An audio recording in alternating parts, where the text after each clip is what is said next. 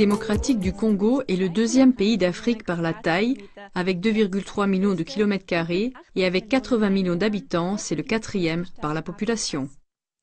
En ce qui concerne ses immenses ressources minérales, estimées à environ 24 billions de dollars américains, le Congo est considéré comme l'un des pays les plus riches, sinon le plus riche du monde. Il possède 10% des gisements de cuivre du monde, 30% des diamants et 70% de tous les gisements de minerais de fer. Mais surtout, on en extrait plus de 50% du cobalt requis dans le monde entier, le cobalt étant un minerai sans lequel, par exemple, serait inconcevable l'industrie électronique et toute l'industrie de l'armement d'aujourd'hui qui dépendent de cette dernière.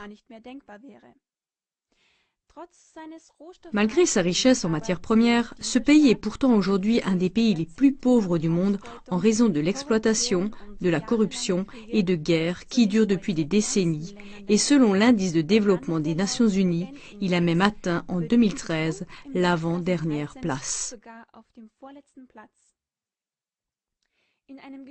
La journaliste d'investigation Abby Martin a rencontré l'historien congolais Kambale Musaouli. Dans cette interview, Musaouli met en lumière le passé et le présent du Congo et il montre que le Congo a même le potentiel de nourrir toute une population mondiale de 9 milliards de personnes.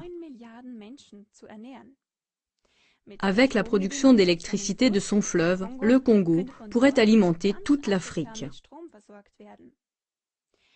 Il souligne que la République démocratique du Congo est actuellement le plus grand fournisseur de cobalt du monde. Presque toutes les voitures, ordinateurs, téléphones portables ou autres appareils électroniques contiennent du cobalt du Congo. Mais malheureusement aussi tous les chars, avions, hélicoptères, fusées, navires de guerre, sous-marins, etc.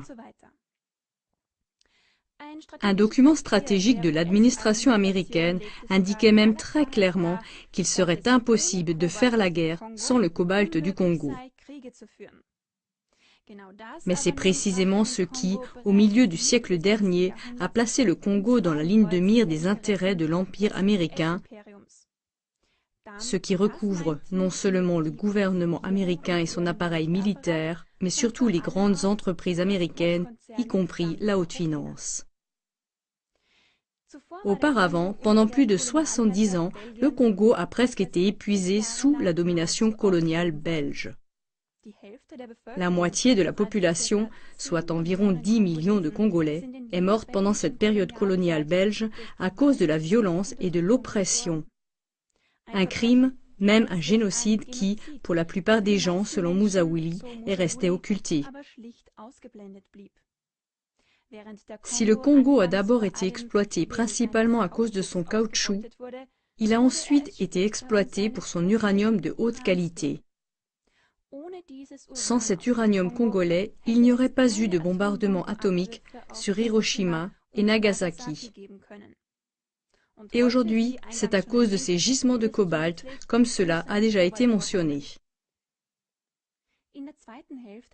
Dans la seconde moitié du siècle dernier, le peuple congolais, après une lutte longue et tenace pour son indépendance, a réussi à se libérer du joug colonialiste de la Belgique et à obtenir son indépendance.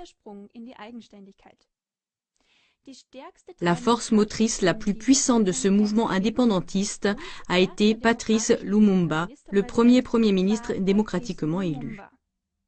L'un de ses principaux objectifs était que les ressources du Congo soient utilisées principalement au profit des Congolais. De lui naquit aussi le plan d'une Afrique complètement libérée et unie, les États-Unis d'Afrique. Le bonheur semblait enfin sourire au Congo. Mais cela ne devait pas se produire. Lumumba a été renversé en 1960 lors d'un putsch initié par les services secrets américains et assassiné peu de temps après action terroriste organisée par des services secrets. En outre, le pays cible est en proie à des troubles sanglants dans le but de renverser son gouvernement et de le remplacer par un gouvernement sous contrôle américain. Avant cela, ce gouvernement légitime est si massivement diabolisé par les médias grand public, non moins contrôlés par les États-Unis, que l'intervention militaire semble justifiée. Jusqu'à présent, la couverture médiatique de ces violations massives des droits de l'homme par les médias n'a pas réussi à susciter une plus grande indignation du public et les États-Unis peuvent poursuivre leur programme sans entrave. Par conséquent, diffusez cette émission encore plus largement afin que la violence et l'oppression qui ont lieu au Congo et dans d'autres pays ne restent pas occultées aux yeux de la majorité des gens.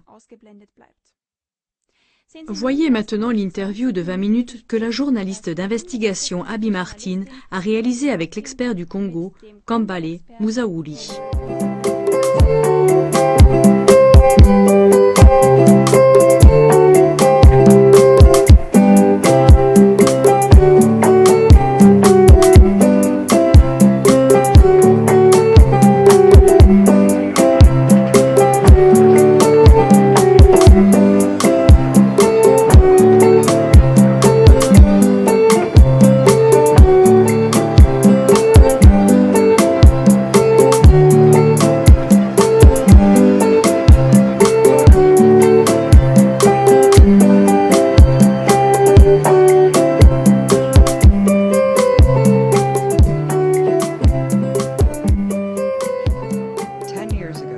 Il y a 10 ans, l'Empire a porté ses regards sur une région rentable du monde, sur le continent qu'il avait autrefois pillé en tant que capitaine de la traite négrière.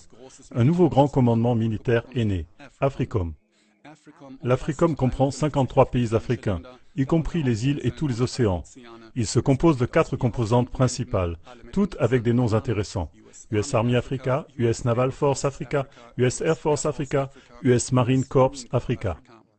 Bien que la présence américaine sur le continent africain soit largement humanitaire, l'officier de l'AFRICOM, Rick Cook, a admis que les États-Unis étaient en guerre en Afrique depuis des années.